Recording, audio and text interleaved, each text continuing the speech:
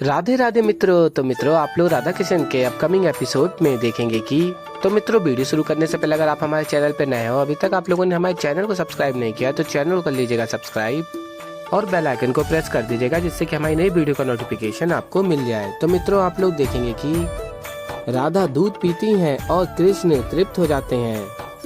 और तभी नारद मुनि देखते हैं और कहते हैं, नारायण नारायण, श्री कृष्ण आपके मुख पर हे अकस्मात दूध कहाँ से आ गया? आपने तो दूध भी नहीं पिया। और फिर आगे आप लोग देखेंगे, शाम कहता है, अद्भुत, वाह श्री राधा वाह। और कहता है, अरे सेवको कहाँ जा रहे हो? देखो श्री राधा का स्वांग, तुम सबने आज से पहले कभी नहीं देखा होगा। क्या स्वांग रचा है इन्होंने, अद्भुत। और शाम कहता है, क्या कहा था आपने कि आपने प्रातः से कुछ भी नहीं खाया है, और जब तक पिताश्री नहीं खा लेते तब तक आप भी भोजन नहीं करेंगी। परंतु वास्तविकता तो यह है कि ये यहाँ छिपकर दूध पी रही थी। और फिर मित्रों, आप लोग आगे देखेंगे कि राधा कहती है, शाम, मैंने ये दूध कृष्ण की भूख मिटाने के लिए पिया है। और फिर तभी शाम राधा के समक्ष उबलता हुआ दूध रख देता है और फिर राधा उस दूध को पीती हैं। और फिर तभी राधा कहती है, कृष्ण, और उनके मुख में छाले पड़ जाते हैं। और तभी नारद मुनि कृष्ण जी को देखते हैं, उनके नेत्रों में आंसू आ रहे होते हैं। और फिर आगे आप लोग देखेंगे, बलराम दाऊ आ जाते हैं और कहते हैं, राधा, इतना गर्म दूध, तुमने इतना गर्म दूध पिया, इससे तो तुम्हारे मुंह में छाले आ गए होंगे। और कहते हैं, किसने पिलाया इतना गर्म दूध राधा को? और फिर दाऊ कहते, तुम बैठो राधा। और फिर तभी राधा कहती है, नहीं दाऊ, मुझे अपनी चिंता नहीं है, वहाँ कृष्ण की क्या दशा हो रही होगी। और फिर दाऊ कहते हैं, तुम्हें अभी वो चिंता करने की आवश्यकता नहीं है, तुम आओ, तुम्हें विश्राम की आवश्यकता है। और फिर आगे आप लोग देखेंगे, शाम कहता है, आज आया ना आनंद, यहाँ दूध पिया राधा ने तो तृप्त हुए श्री कृष्ण। अब यदि राधा के मुख में छाले पड़े हैं तो पिताश्री को कुछ तो दुख हुआ ही होगा ना। और फिर आगे आप लोग देखेंगे, अष्टभागियाँ कहती हैं, अब तो संध्या होने को है और अभी तक उपवास भी नहीं खोला। और कहती हैं, लगता है महल वापस लौटना चाहिए। और फिर तभी कृष्ण जी कहते हैं, यदि आप सबको महल लौटना है तो आप सब जा सकते हैं, मुझे कोई आपत्ति नहीं होगी, किंतु मैं अभी के लिए यहीं रहना चाहता हूँ। और फिर अष्टभागियाँ कहती हैं, यदि आप नहीं जाएंगे श्री कृष्ण तो हम भी नहीं जाएंगे। और तभी श्री कृष्ण जी कहते हैं, जाना तो आप सबको मेरे बिना ही होगा, क्योंकि मैं यहाँ से चलकर जा ही नहीं सकता। और फिर तभी अष्टभागियाँ कहती हैं, क्यों श्री कृष्ण, आप चलकर क्यों नहीं जाना चाहते? और फिर श्री कृष्ण जी कहते हैं, क्योंकि मेरे पाँव में छाले पड़ चुके हैं।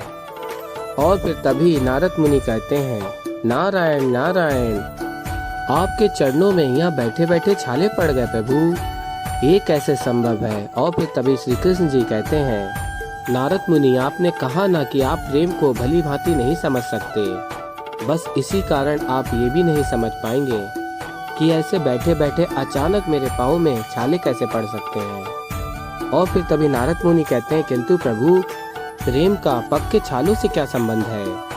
और फिर मित्रों, आप लोग आगे देखेंगे, शाम महल से भोजन लेके आ जाता है और कहता है, क्षमा कीजिएगा, इस विलम्ब का कारण मैं नहीं अपितु कोई और है। और कहता है, ये विलम्ब श्री राधा के स्वांग रचने के कारण हुआ है। और कहता है, उन्होंने महल में सबसे असत्य कहा है कि उन्होंने भी आप सबके भांति आज उपवास रखा हुआ है, किंतु जब मैंने छिपकर उन्हें दूध पीते देख लिया तो वो सबको कहने लगी कि वो दूध पी रही थी ताकि यहाँ पिताश्री की भूख शांत हो जाए, इसीलिए वो दूध पी रही थी। और कहता है, और तो और श्री राधा ने दूध पीते पीते त्रुटिवर दूध उबाला हुआ पी लिया, जिसके कारण उनके मुख में छाले पड़ गए। और तभी नारद मुनि ये सुनते हैं और कहते हैं श्री कृष्ण जी से, अच्छा, तो अब मुझे समझ में आ गया प्रेम और पग के छाले का संबंध।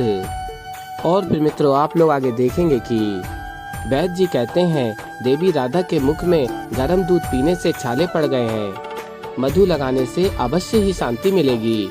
और तभी बलराम दाऊ कहते हैं, किंतु वैद्य जी, ये छाले ठीक कब तक होंगे? और फिर वैद्य जी कहते हैं, ये छाले ठीक होने में 2 दिवस लगेंगे।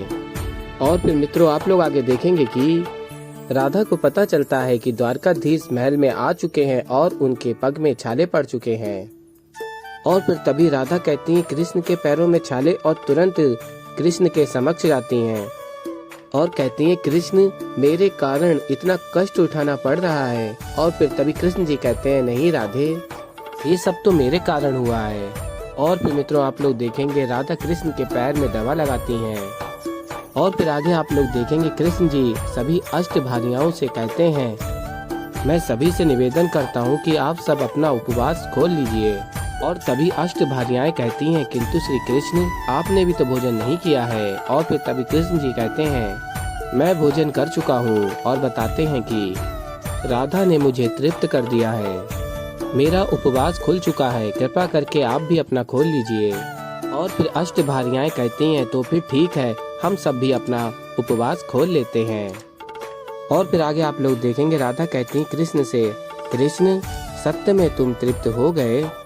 और फिर कृष्ण जी कहते हैं जब तुमने मेरा नाम लेके दूध पिया था तो मेरे उदय को तृप्ति नहीं प्राप्त होगी। तुम जानती हो जब तुमने गर्म दूध पिया था तभी और उसी कारण से मेरे पाँव में छाले पड़े। कोई और हमारा ये प्रेम और ये संबंध समझ ना पाए, हम तो हमारा ये प्रेम और ये संबंध जानते हैं। और फिर कृष्ण जी कहते हैं राधे मुझे बताओ इतना गर्म दूध पीने की आवश्यकता क्या थी।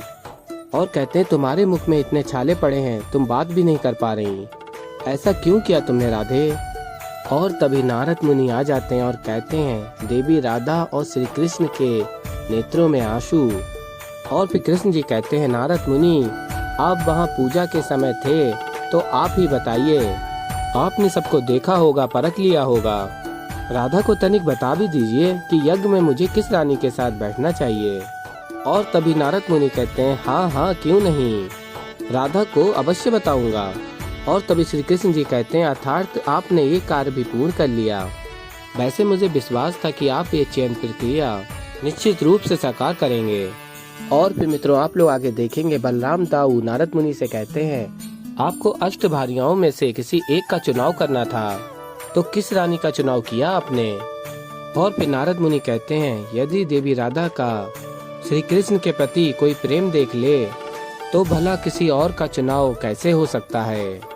मैं आज चयन कर सकता था किंतु अब तो मैं बड़ी उलझन में उलझ गया हूँ।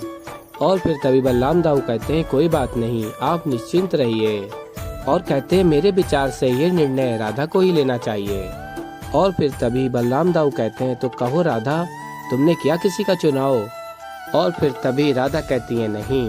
और फिर मित्रों आप लोग आगे देखेंगे कि कृष्ण राधा को औषधि के लिए कहते हैं लेकिन राधा मना कर देती हैं। तो ऐसे ही मित्रों आगे और भी बहुत कुछ देखने को मिलेगा। तो अभी के लिए इस वीडियो में इतना ही। तो मित्रों अगर आप लोगों को हमारी वीडियो पसंद आई हो तो वीडियो को कर दीजिएगा लाइक, चैनल पे नए हैं तो चैनल कर लीजिएगा सब्सक्राइब। मैं मिलता हूँ जल्दी एक नई वीडियो के साथ, तब तक के लिए राधे राधे।